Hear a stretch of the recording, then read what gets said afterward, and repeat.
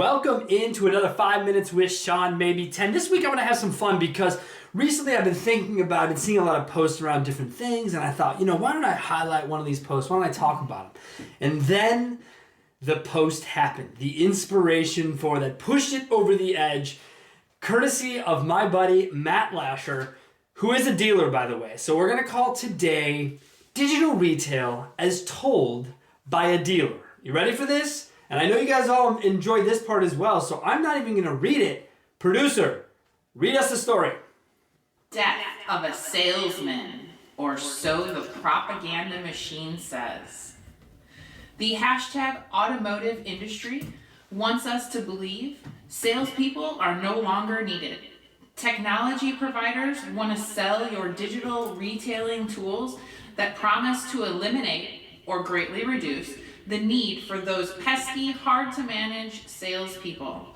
I am a believer in people. I believe we need to provide tools that empower our dedicated and hardworking sales professionals to help make them better/faster at their jobs.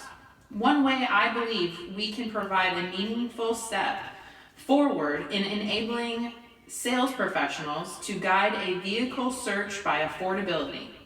And not just simple math, but a specific, individualized recommendation based on lender guidelines and customer attributes like credit score and income.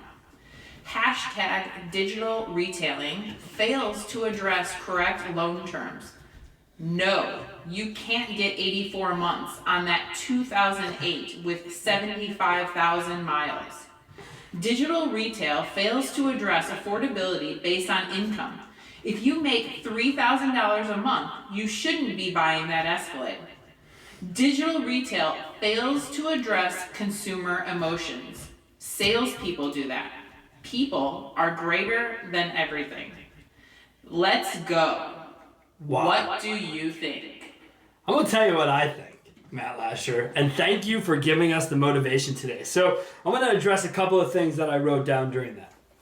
Number one, we have to look at this. The idea of death of the salesman is funny because I hear it all the time. You see it in these silly digital commercials about how, you can make it easy, buy a car from a vending machine, whatever. The reality is that great salespeople are indispensable. And to some effect, even good salespeople. So digital retail doesn't address contract terms. Agreed. It allows for anything to happen. It isn't like there's a built-in all the time approval process that's happening where the customer, even though the customer is given credit, doesn't mean that it qualifies for what it even is filling out. Now, as we get further down the funnel, potentially, but still, I beg of you to understand this. Most dealerships that are using DR are using it as an internal mechanism to avoid going to the desk, to avoid the back and forth. So that is something that has nothing to do with the concept behind digital retail. Remember, on this show, we always like to refer to it as remote retail because it does not matter where or how, phone, email, text, Facebook, Instagram. I don't care if a customer wants to communicate with you and wants to buy a car through whatever channel it is, sell it to them. So he also talks about something that's very important, which is affordability.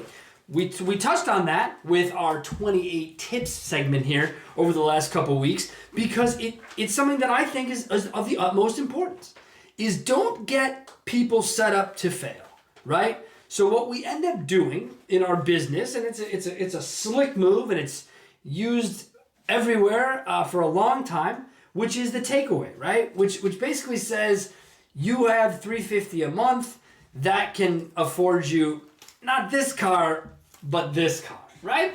And so we slide in something else. Or we say, or did you know that for another $50 you could have that car? That even though that is somewhat misleading because people don't necessarily use that in the best of ways, it can be important to bring people into the reality of their situation, especially first-time buyers, right? So first-time buyers who may go on, believe they can buy these things, have these things, there's not really the ongoing conversation of affordability. So Matt's absolutely right when he talks about the fact that the salesperson needs to help guide that. And that's what I believe can happen. Again, whether that's on the phone, on text, etc., this idea that people want to just log on, do everything. Even the most recent surveys during COVID show 65 to 70% of people still want to visit the dealership. So there's a part of it in there somewhere. There has to be. Now, we may as well, I was going to wait a full year for COVID to come around and us to be talking about the digital retail tools that not yet, not this time yet. See, this time last year we were all like, maybe not a real thing, who cares? And in March, everyone got serious, but it didn't take until June until OEM started to go, oh my God, everyone must have digital retail. Go get a robot on your... It's stupid. Don't require it. If you're smart enough as a dealer to be able to adapt and work with your customer, offer it. But if you're just going to put that DR tool on your website to make a customer get into the funnel and then do things the normal way, you've done nothing but piss them off, drive them somewhere else, and potentially frustrate them about our industry and drive them to online retailers who don't have another choice of a way to sell cars, right? So it's not, that's all they know. Well, we know how to sell cars. We've been doing it longer. We understand more of it. There's a lot of discussion right now around the Vrooms and the this and the that, and the commercials, the Super Bowl. You know what? At the end of the day, who cares? Make your own ads, and if you want to go attack them, but remember who you're attacking. And I don't mean that in a threatening way. I just simply mean that be careful who you're going after. Maybe they have means to go after you deeper and longer. Maybe they have means to go directly into your backyard. I do not know, okay? But I'm someone who does not back down from a fight ever in my life, and I have not. And I would suggest this not be a fight. I suggest you worry about your own business model and your own backyards.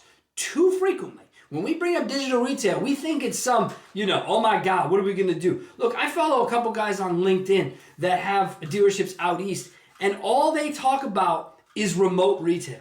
All they talk about is sold the car via phone, sold the car via Facebook, delivered it to New York, delivered it to Connecticut, put it here, put it there.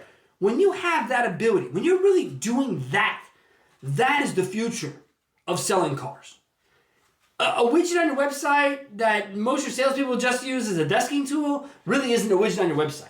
If you don't want to have sales managers, don't have sales managers. Okay? I don't know what to tell you. In this case, we're talking about the death of a salesperson, and I think Matt's point is a little understated because I think it's death of both salesperson and sales manager. I think they would rather it just be a computer. And I don't think that that's a thing. Around this time last year, I did a show about kiosks, right? Funny enough, kiosks turned into the big rage and what everyone wanted to do based on pandemics, etc. But my point was still the same. There's a human interaction, maybe it's not required. Maybe it's just desired. Maybe that's the difference. And maybe if we had people who were needed and not necessary, right? You wanted to deal with a salesperson. You didn't have to. Well, that's a different attitude. That's a different atmosphere. How do I go into that? How do I think more about that? Think about your process for DR. Think about how, if you have a BDC, does the BDC deal with that lead differently than they do others? Because I hear people all the time say a lead's a lead. Well, it's not, especially in the digital retail world. So to wrap this up with Matt's point, because I do love it, affordability, number one issue with people buying cars today, and I think it's difficult to comprehend how best to educate them when you just stick them into an online tool and say, here, okay? Second, it's been almost a year. How many of you are still using it, and what has your data really done, okay? And what you need to do when you look at your data set over the last, let's just call it 12 months by the time we do this, right? You look at the last 12 months, you're gonna see a spike, May, June, July, August, even into September. These things were record-setting. They were unbelievable. They had nothing to do with your digital retail tools, okay? They did not. Did you make it easier? Maybe, potentially, fine. More than likely, they wanted to engage. They wanted to buy cars. There was pent-up demand. Then go look at October, November, December, okay? And start to look back at how many people were really talking about digital retail by the end of the year. Yes, heavy because the OEM pushed it. Don't let tools exist on your website that you are not prepared to deliver on. All you're doing is screwing it up for yourself and future buyers, okay? So, Matt Lasher, thank you so much, buddy, for the motivation here. Obviously, you know I get fired up about the DR. I know everyone has their opinion, so let's hear it. Bring it on. I want everyone to discuss this because I think the only way we get better is to keep talking about it. Thank you guys so much. We'll see you again next week.